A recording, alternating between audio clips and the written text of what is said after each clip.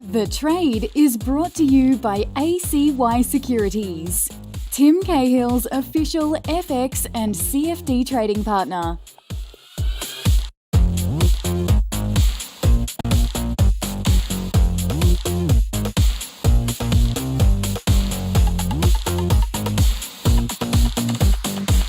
Welcome to The Trade. It's great to have your company. To kick off the trading week, I'm Kyle Roddo, and well, to help me do just that, Duncan Cooper from ACY Securities joins me now. Duncan, we said a couple of weeks ago, FX volatility has returned. Indeed, it remains to be the case.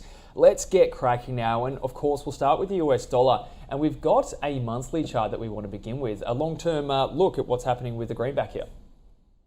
That's right. The 103.82 level, we have a double top in the past there, and we've been trading all the way back up there over the last month. And of course, this month, or I should say this week, we've got the Jackson Hole Symposium on Friday. So I'm guessing the market's looking towards that event over the weekend to see where the dollar index is going to be moving. If we just drop it down into a weekly chart, I think the next chart there. Of course, here we can see we've been moving up for the last, just counting the weeks there, 5 weeks. So we're just at a little moment in time here. Are we going to be moving higher? Are we seeing a big change in sentiment here on the US dollar to the upside now? Or are we going to be holding at this level for another move down? So, data this week, Wednesday, we've got the flash manufacturing and service PMI data from the Eurozone, the UK and the US. That's probably the only data we've got coming out until Friday with the symposium. So traders should be watching the 103.82 level over the course of the next week to two. What happens there? Are we going to be holding, breaking above, or moving back below? As you know, we don't have an FOMC statement this month. We don't have interest rates from the Eurozone either. So we're a good month away from the next FOMC statement. So I'm sure people or the market be looking towards what will the Fed be talking about on the weekend. Yeah, so when we look at that too, because it would seem this year we're in something of a primary downtrend. If we do break that sort of 103.82 level or thereabouts, you might be seeing a possible trend reversal there on the cards. Yeah, I mean, of course, we've been in a downtrend for most of this year, but are we putting in maybe a significant bottom? And, if we can start to close week by week above 103.82, we could be then maybe seeing a shift in the trend. So yeah, we're definitely at that point in time where is a change coming. If you've been following the likes of gold's been trending down very strongly. That's almost breaking into a downtrend on the weekly chart there on gold as well. Stock markets are just looking a little bit top heavy. So are we getting a change? So the next couple of weeks is going to be important for the dollar index. Yeah, absolutely. And as we always say, it'll have reverberations across the broader currency landscape. And well, let's pick apart some of those major currency or dollar pairs now. Starting off with the EURUSD, as we always say, it's almost an inverse of the dollar index in many ways, considering its weight. So what are the key levels you're watching here and what has been, well, again, when we talk about trends, an uptrend for the EURUSD? Yeah, overall, we have been in an uptrend, but here on the day chart, we're just, coming down to a level of support. We've been holding at the 109.12 level, but last week we started to break below it. And the next level there is at 108.33. So, traders should be looking, are we going to hold this downtrend now? I'm looking this week for, maybe a rally back to 109.12. Can that area hold for a push down? And then to ask the question, are we moving below the 108.33 weekly support level? If we move through that level, then we're definitely going to see the dollar index moving up above its level of resistance, because as you know, the euro dollar is at least 50% makeup of the dollar index. So it's going to be an interesting week. Can we, move down and through 108.33 this week? Yeah, definitely. Okay, so that's the level to watch, 108.33. Let's get to another pair now that has clearly been in an uptrend. If you look at some of the data coming out of the UK, it's quite remarkable in terms of the wage growth and, well, relatively high inflation compared to the rest of the world. So what are we seeing here? Potentially, well, a period of consolidation before maybe even a break higher. What are we looking at here? Yeah, a period of consolidation I'm looking at. 126.79 is a weekly top from over there on the left-hand side, and we've rejected that level twice.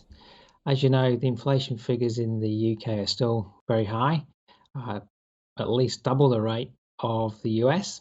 So I guess the market's still anticipating further interest rate rises from the UK, and it's been very strong over the current year.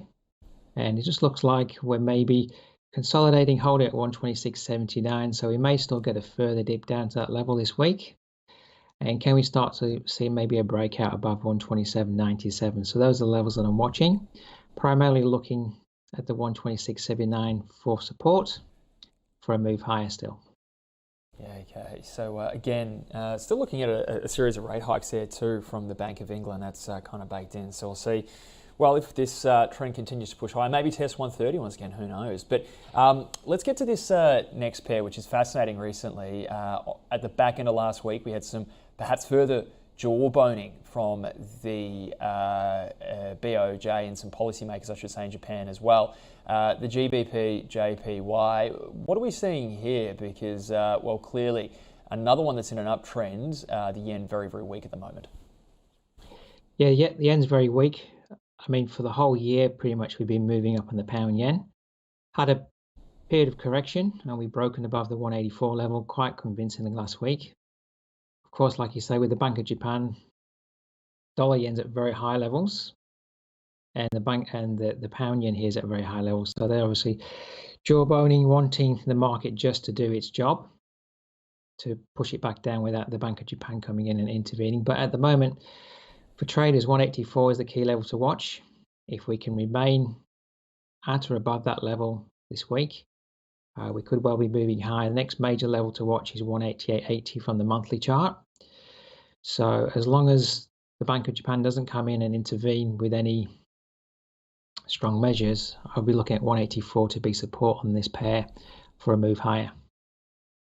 Yeah, okay, so keep an eye on that again from the basis that the pound is very strong, but also the BOJ does not seem to want too much currency depreciation there. But okay, let's get to the local unit now. Another one that has caught a lot of attention just because it has really taken a dive over the last couple of weeks. This is the daily chart. Set us up here because clearly there's going to be a lot of folks watching this one over the next few weeks. Yeah, the Aussies had a double top and it's been moving down very consistently. Last week we broke through a major key level at 64.58, which is a monthly low. In fact, the low of the year that was. So we've had a fresh low for the year, and the double top target's down at 62.91. So at the moment, assuming the trend can hold its downtrend position, we're broken below support. So from a technical perspective, broken support becomes resistance. So if we can get a rally this week, 64.58 is a level I'm watching for a further move down. Of course, last week we had the unemployment figures come out, ticked up, which we're kind of expecting if inflation's getting under control, and if it keeps ticking up, maybe we don't have any more interest rate rises from the RBA. So, and of course, poor data coming out from China. So very much a softening effect here on the Aussie dollar. How low can it go? Yeah, that's the question. Nothing's going its way at the moment in terms of obviously the China narrative, but well, the RBA seems to be pretty happy with rates at the current settings. But okay, last but not least, we've got the New Zealand or the Kiwi dollar to the Greenback, so the New Zealand dollar to the USD. What are we seeing here? Well, less weakness than say compared to the Aussie, but still looking like the risk might be skewed to the downside. Well, yeah, this is actually a larger time frame chart, the weekly chart. So it is actually maybe declining as strongly. This, I'm just highlighting there, a triple top on the weekly chart, and we have broken the support low. That's a monthly low as well. So we've broken a similar level on the New Zealand dollar as in the Aussie dollar, breaking below 59.85 last week convincingly. So long-term target with my double or triple top there at 55.85. So I think traders should be watching 59.85 now. If we can really hold below that level, we might get a rally back to retest. But if we continually hold it below 59.85 now, we may well be, coming down to at least the 56 level. And if things continue in that vein, we may test the COVID low. So it's looking rather weak. we'll just have to wait and see. But you know, the New Zealand dollar and the Aussie dollar are highly correlated together, both showing, you know, weakness to the downside, and we may be seeing that kind of theme for the rest of the year.